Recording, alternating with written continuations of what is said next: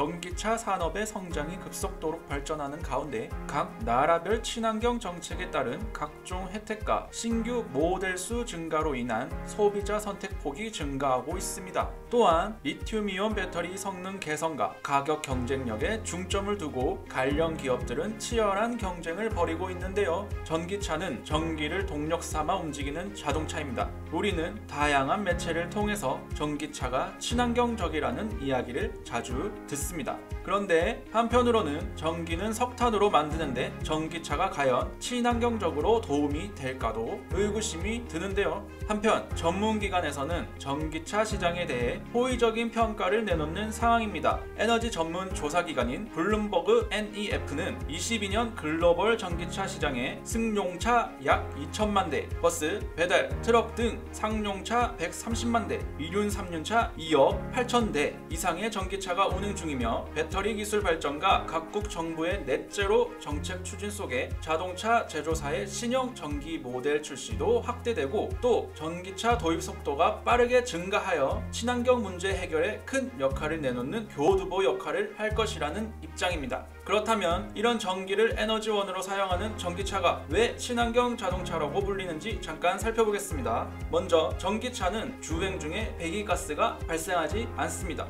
세계보건기구 국제암연구소는 디젤 엔진 배출가스를 1급 발암물질로 발표했었는데요. 특히 대도시 인구 밀집도가 높아지는 우리나라의 특성상 자동차로 인한 대기오염은 중요한 문제이자 해결해야 하는 과제로 손꼽히고 있습니다. 또 기존의 자동차는 도로를 달리며 대기오염 물질을 배출하고 장소를 불문하고 오염물질을 발생시키는데요. 하지만 전기차는 운행하는 동안 대기오염 물질을 전혀 배출하지 않습니다. 전기의 생산 과정에서 오염물질의 배출이 없다고 말할 수는 없지만 기존에 비하면 상대적으로 오염물질의 관리가 유리하기 때문입니다. 또 일반 차에 비해 전기차는 에너지 효율이 뛰어납니다.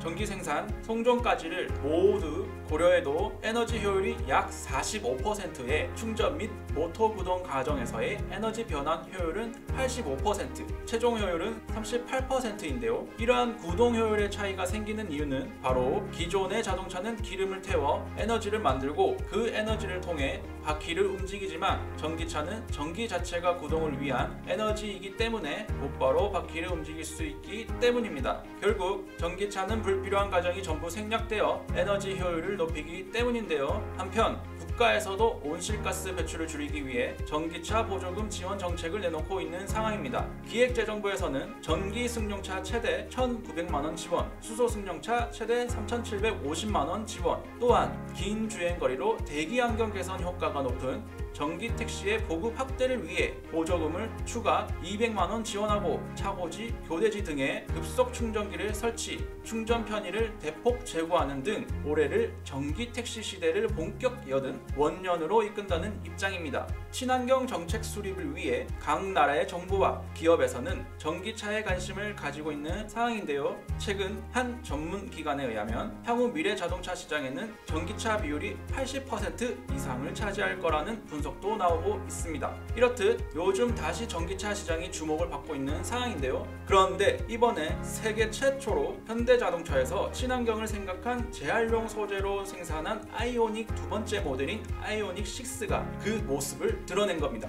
당초 현대차 그룹의 1분기 실적에 대해 긍정적인 전망을 내놓는 예측 기관을 찾아보기 힘들었고 전 세계적으로 반도체 수급난을 겪으면서 자동차 시장이 어려움을 겪고 있었습니다. 또 러시아와 우크라이나 전쟁의 여파로 해외 일부 공장이 가동 중단되면서 판매에 부정적인 영향을 미치는 요소가 많았습니다. 그리고 증권가에서는 전 세계적인 반도체 공급 부족으로 판매 물량이 감소하고 이에 따라 지난 5년간 역대 최고 매출과 영업이익을 경신해오던 실적 상승의 기세가 꺾일 것이란 예측이 지배적이었습니다. 그런데 예상은 보기 좋게 빗나갔습니다. 1분기 시장 기대치를 웃도는 호실적을 기록한 현대차 그룹의 시선은 친환경차 시장 확대로 이어졌고 신형 수소차 발표와 함께 미국과 국내에 대규모 시설 투자를 예고하는 등 정의선 현대차 그룹 회장은 새로운 도약을 위한 준비를 마친 상황입니다.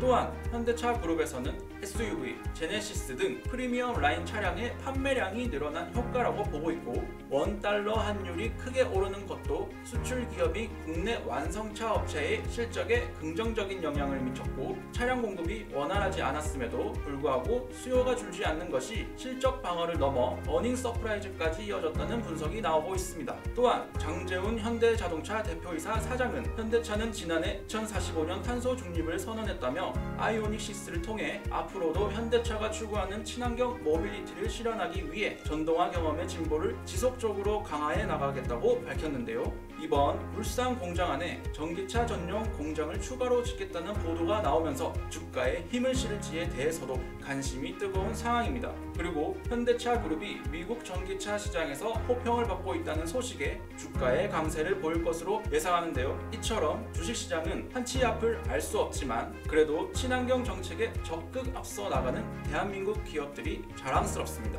현대차의 앞으로의 전망도 기대가 됩니다. 곧 새로운 내용으로 돌아오겠습니다. 구독과 좋아요 눌러주시면 개인 투자자들이 활짝 웃을 수 있도록 주식인사이트가 더 좋은 내용으로 보답하겠습니다. 감사합니다.